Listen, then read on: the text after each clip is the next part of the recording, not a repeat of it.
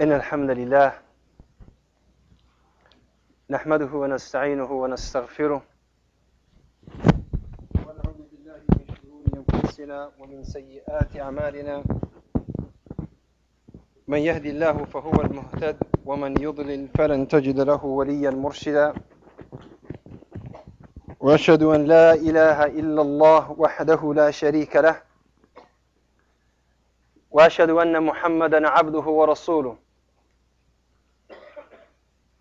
يا أيها الذين آمنوا اتقوا الله حق تقاته ولا تموتن إلا وأنتم مسلمون يا أيها الناس اتقوا ربكم الذي خلقكم من نفس واحدة وخلق منها زوجها وبث منهما رجالا كثيرا ونساء واتقوا الله الذي تساءلون به والأرحام إن الله كان عليكم رقيبا يا أيها الذين آمنوا اتقوا الله وقولوا قولا سديدا يصلح لكم أعمالكم ويغفر لكم ذنوبكم ومن يطع الله ورسوله فقد فاز فوزا عظيما أما بعد إخوتي في الله أخواتي في الله فاعلموا أن خير الكلام كلام الله وخير الهدي هدي محمد صلى الله عليه وسلم وشر الأمور محدثاتها وكل محدثة بدعة وكل بدعة ضلالة وكل ضلالة في النار ثم أما بعد The brothers Jazakumullah Khair requested for me to speak about a subject that is very crucial and sensitive. At the same time, if it's not coming from the heart, may not reach, will not, I guarantee you, will not reach the heart of the others. And I don't know if I'm that person. If I'm the person who's qualified to deliver this particular talk about the Messenger of Allah sallallahu alayhi wa sallam. كان أحد العلماء, some of the scholars of the past, له ولد, he had a son. And this son was a alim, أحكام الشريعة, الحلال والحرام, sunnah and bid'ah, fiqh and aqidah. And he was at the same time, very, very good speaker, excellent speaker. And he used to come with force and energy to the masjid and address the crowd and talk to them about Jannah and Jahannam and taqwa and righteousness and how people should fear Allah subhanahu wa ta'ala. And no one would move. No one will cry. And then his father comes, this old man, simple man. And as soon as he says, Ya ayyuhan nas ittaqullah, all people fear Allah, فَكَانُوا بَيْنَ بَاكٍ وَمَغْشِيٍّ عَلَيْهِ. There will be one of two men. One that is crying out of the fear of Allah, or a person who already fainted from the fear of Allah subhanahu wa ta'ala. And then the son came to his father. And he said, I talk to them. I talk to these people and I tell them about Jannah and Jahannam, and they don't move. But as soon as you say, Ittaqullaha, fear Allah, they cry. Why? And you know what the father said?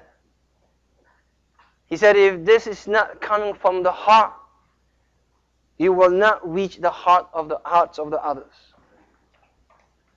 And this subject is very sensitive because we want to learn, apply how to love Rasulullah sallallahu alayhi wa sallam. And when I say learn, I don't mean just read about it, but I mean practice. If I give you an analogy, think about this.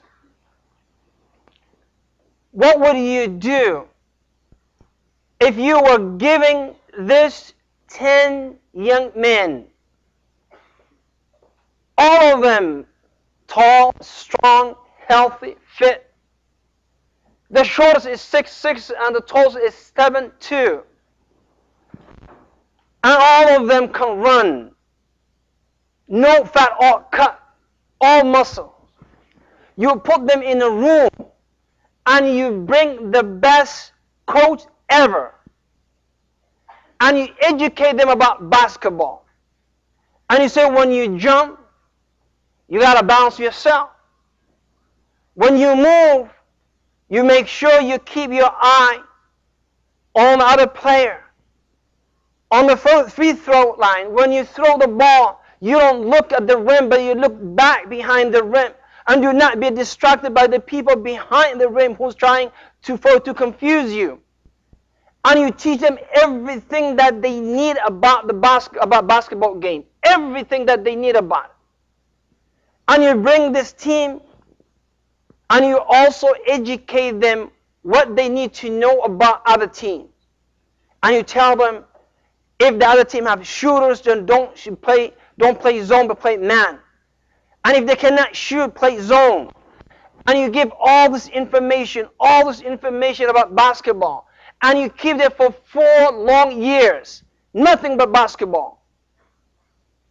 But you did not allow them to be in a basketball court, not a single time. They never touched basketball in their lives. And you say, now we're going to play the game of our life. We will play with one of these teams, the worst team of NBA, Raptors, the worst team ever, in case. And you say, now we're going to play them. Come on, let us play.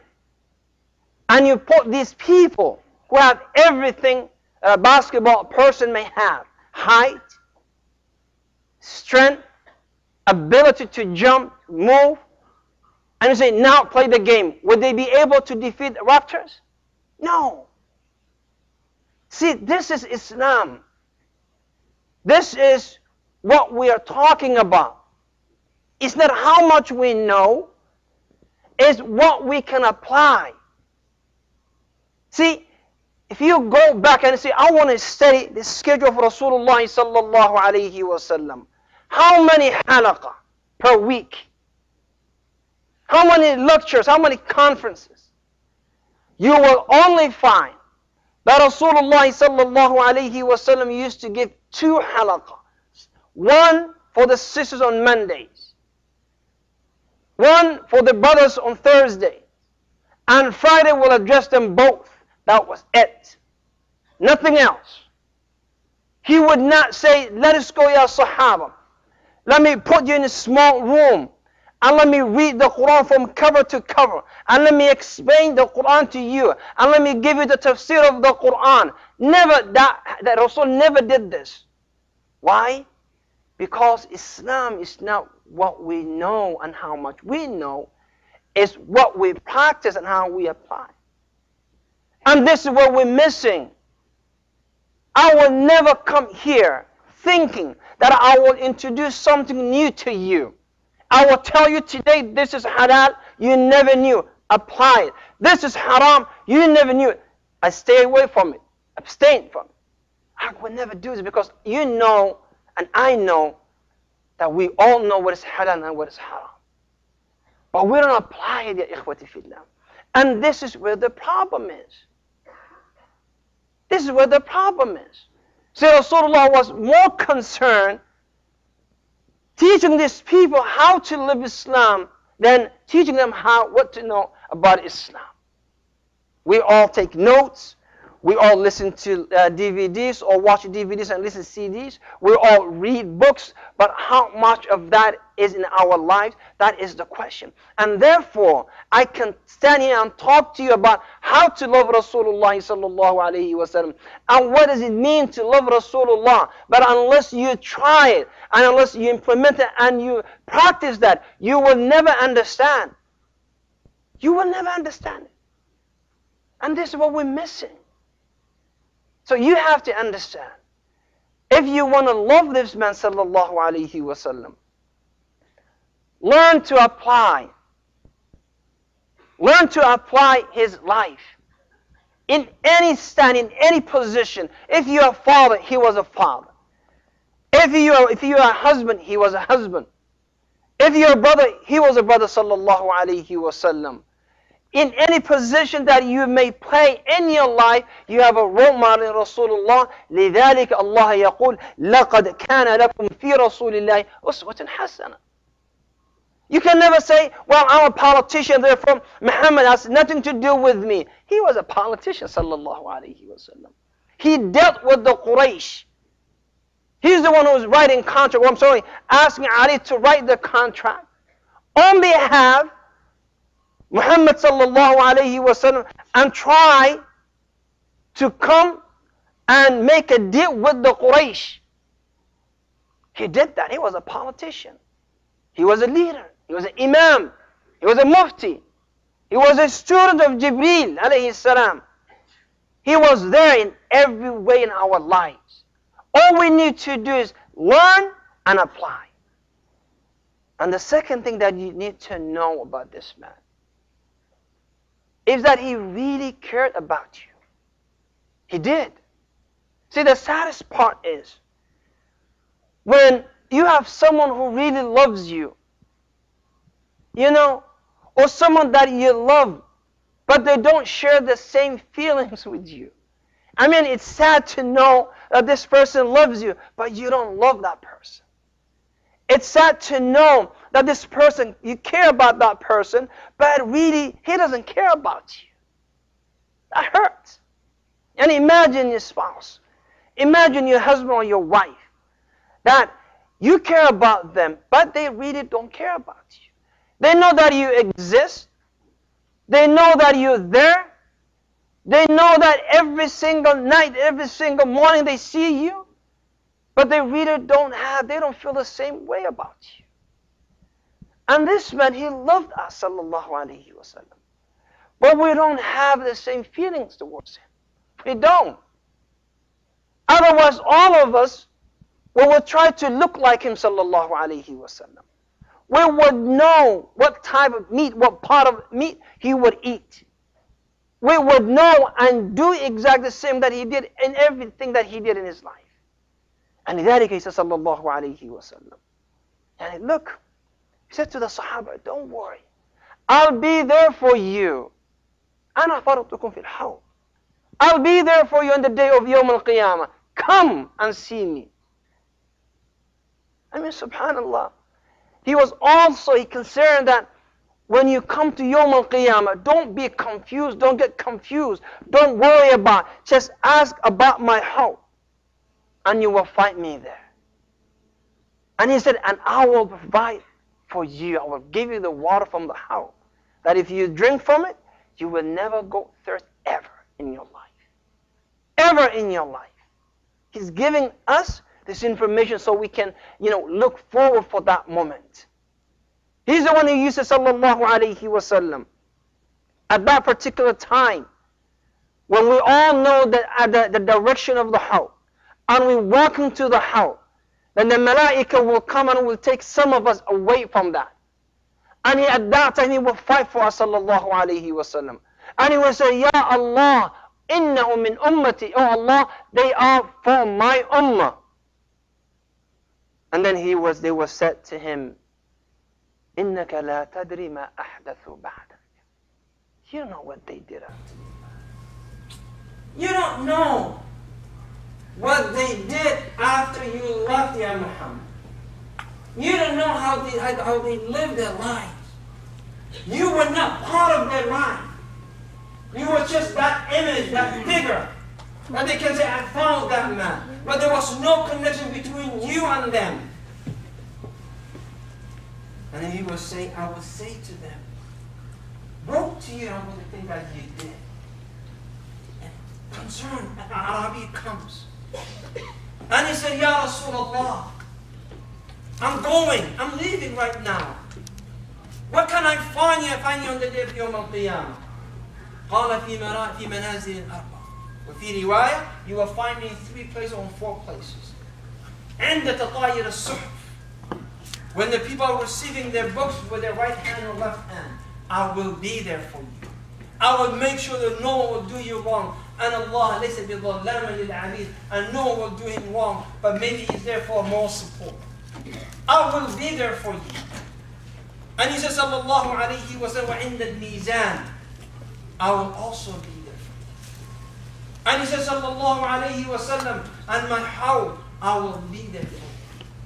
And the fourth place, the sirat, when we're crossing the sirat, he said, I will be there for you. And my dua will be, Allahumma save my ummah. Oh Allah, save my ummah. Oh Allah, save my ummah. If you don't have the same feeling about him, sallallahu alayhi wa sallam, how are you going to learn how to love? We won't. I mean, he did everything. One of his servants, he comes in the morning, فقال أوحشتني يا رسول الله وبكى. And he said, رضي الله عنه, يا رسول الله, I missed you last night. And he cried. قال لهذا تبكي? Are you crying because you missed me last night? He said, that is not all, يا رسول الله. I thought about my place in Jannah and your place in Jannah, and I realized in Jannah you will be in the Firdaus al-A'la, but I don't know where I'm going to be. Yani he only missed him. He couldn't see him for one night, and he cried for him. Sallallahu alayhi wa sallam. How many times you and I really cry for the fear that he will be in Jannah, and we will be in Jahannam. For the fear that we will not see him, sallallahu alayhi wa sallam. If you never cry for that, there's something wrong with Iman that you're carrying in your heart. There's something is wrong with us. If the thought of that I'm not going to see him, sallallahu alayhi, will not make you cry, then your heart and my heart are dead. There's nothing there. I mean, this man, sallallahu alayhi wa sallam, for every moment of his life, he was concerned about you and how we can reunite in Jannah. And he would say, don't do this. Because whoever does this is away from me on the day of Yawm al-Qiyamah. And do this so you can be close to me on the day of Yawm al-Qiyamah. Have better akhlaq, have good manners so you can sit next to me. And don't have nasty manners, otherwise you will be away from me. He wants you to be with him, but we don't want to be with him. He loves us, but we claim that we love him. Like that basketball players.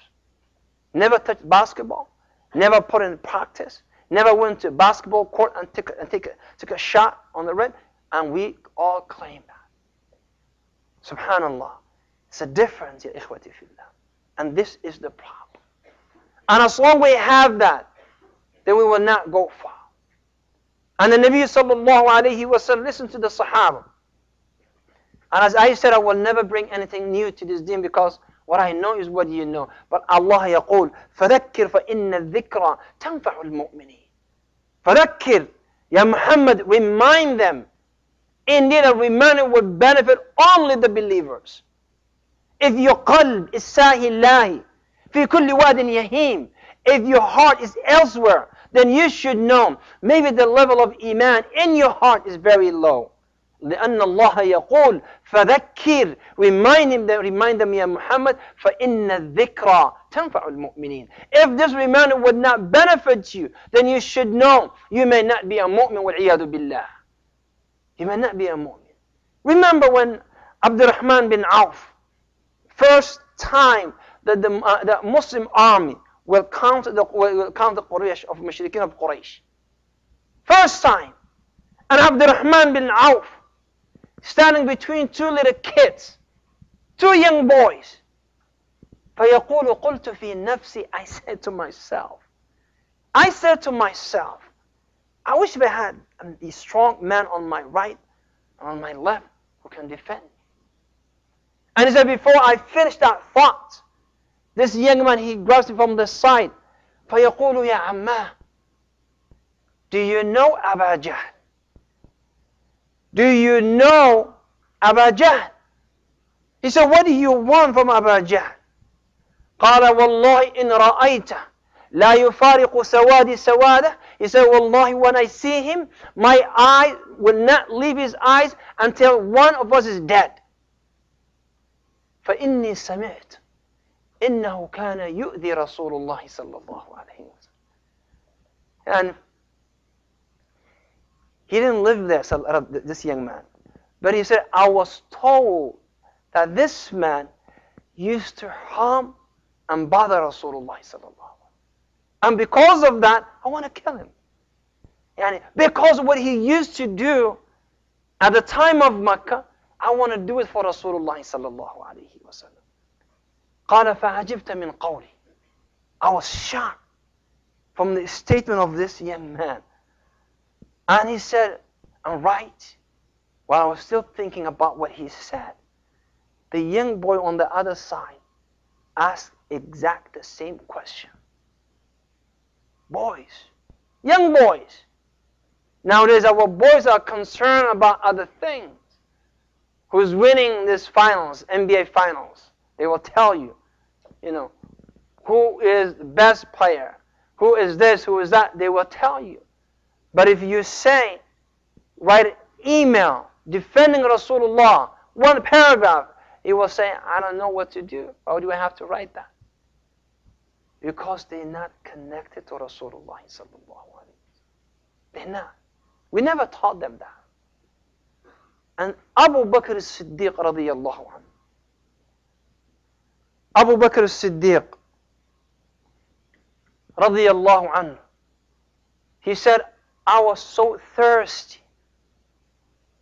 And I got a container that contains milk. And I also knew that he, sallallahu alayhi wasallam, was thirsty. So I ran to him and I gave him the milk. And he started drinking from the milk until I was satisfied. Yeah, and he said, I felt that I drank the milk. Because he really loved Rasulullah sallallahu to the point that he almost felt the feeling that Rasulullah sallallahu alaihi wasallam was feeling at that time. That connection is missing. In our lives, that is missing. When he came to the city of Mecca, Rasulullah sallallahu alaihi wasallam is addressing the Quraysh, and he's saying to the people who used to torture his companions, the people who used to stone him sallallahu alaihi wasallam, the people who used to drag Bilal bin Rabah radiyallahu anhu, and he's addressing them, and he's saying to them, مَا تَظُنُّونَ إِنِّي فَاعِلٌ بِكُمْ. What do you think I would do to you? And all of a sudden Abu Bakr as-Siddiq dragging this old man, very, very old man, and he says, Ya Rasulullah, this is my father Abu Quhafa. He wants to take the Shahada. And Rasulullah, out of respect for Abu Bakr as-Siddiq, he said, why did you bother the old man? I would have come to his house. He said, no, Ya Rasulullah, he should come to you. He should come to you. You should not come to a kafir. And then the old man accepted Islam. What a beautiful thing. When you save your father from Jahannam, when your father takes his Shahada, or the person is giving the Shahada to your father, Rasulullah sallallahu alaihi wasallam, and then he walked away with his father, and he sat crying, Abu Bakr as-Siddiq. And the people said, Ya Abu Bakr, this is al-yawma yawm al-nasr. Today we are victorious. We came back to the city of Mecca. And your father also accepted Islam. Why would you cry? He said, I wish if this old man was Abu Talib, not my father. I would not care about my father if Abu Talib was alive. He said, because I know that would please Rasulullah sallallahu alaihi wasallam more than anything else. Yani, he was willing to throw his father into Jahannam for Abu Talib to accept al-Islam and to be in Jannah, because that would please Rasulullah sallallahu alaihi wasallam more. Would you do that for Rasulullah? Would you really, with our status and our lifestyle that we live, how many of us would say, I will sacrifice, I will kill my father for Rasulullah to save a kafir related to him? from Jahannam. Not too many of us. Because we are missing something. So, ya ikhwati fillah, Rasulullah sallallahu alayhi wa sallam brought the Sahaba and he told them, live al-Islam. Don't learn about it. Don't know about it. Live al-Islam. I will conclude, ya ikhwati fillah, the famous story of Bilal bin Rabah, radiyallahu anhu. Bilal bin Rabah, when Rasulullah sallallahu alayhi wa sallam passed away and he died, he left the city of Medina. You know why? Because he said, I could not stand the city of Al-Medina without Muhammad sallallahu alayhi wa sallam. He said, I could not live in the city. I could not live in the city because every street will remind me of Muhammad sallallahu alayhi wa sallam. Every other wall will remind me of him. Every corner of the city will remind me of him. I could not stand. And he goes to Abu Bakr as-Siddiq and he said, "Adhinni ya Abu Bakr, give me a permission for me to move away from the city of Medina." قال ومن يؤذن لنا? Who else will call the adhan for us? He said, look for someone else. Look for someone else. And he said, but we want you here. And he looked at Abu Bakr as-Siddiq.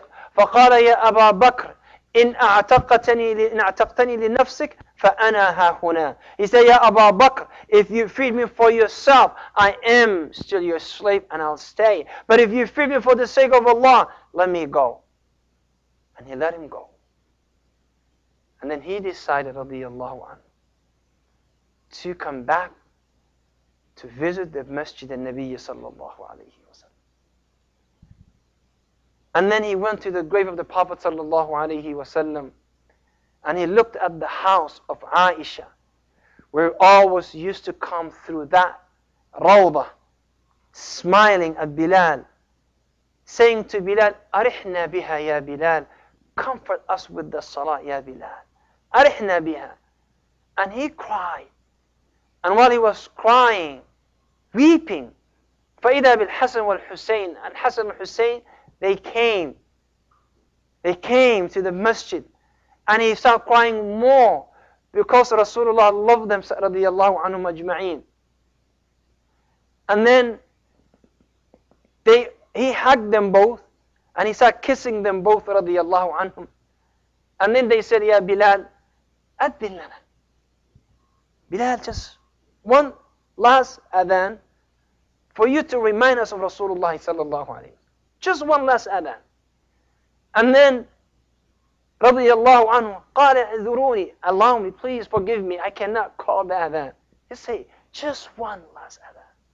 And then one of the people said, هما سبطاي رسول الله. They are the grandchildren of Rasulullah. Call the adhan for their sake. And he went to call the adhan. Allahu Akbar. And I can imagine the people of Medina, women, children, men, everybody came out of their houses. The people in the marketplace, they stopped selling and buying. Because they heard a voice that is familiar, who will remind them about Muhammad sallallahu alayhi wa sallam. And then the people of Medina came. Some of them were hoping that Rasulullah will really get up from his grave. And Abu Bakr as-Siddiq, Umar bin Khattab radiyallahu anhu, he could not hold himself.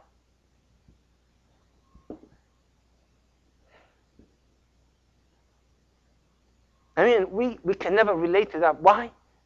Because we live a different lifestyle. We can never relate a man dragging himself to the masjid to see where the voice is coming, hoping that Rasulullah will just get up. Magically just get up and say, I'm back.